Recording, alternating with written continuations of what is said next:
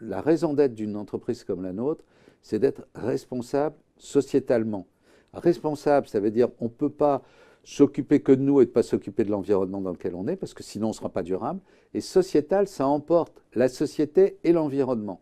Donc tout ça ensemble, voilà, on s'est dit, puis peut-être que j'ai l'âge pour ça, au fond, on a un président de la République et un gouvernement qui a dit on veut renverser la table. Et ça, vous ne voyez pas, ça vous ne voyez On a pas. envie de faire ça. On se dit, tiens, il y a une fenêtre de tir.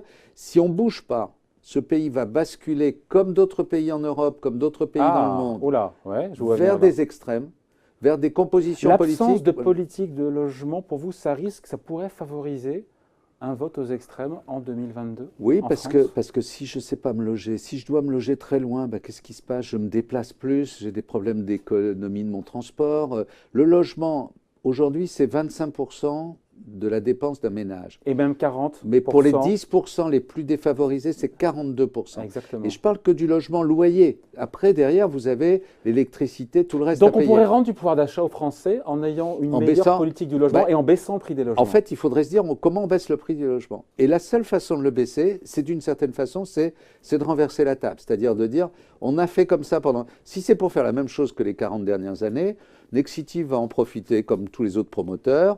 On va attendre un petit cycle de 2 ans. Là, les choses vont baisser. Puis tout d'un coup, un plan. Le gouvernement va se réveiller, va donner une loi. Alors, je ne sais pas si ça sera la loi de Normandie ou une autre loi, comme on a eu le Pinel, etc.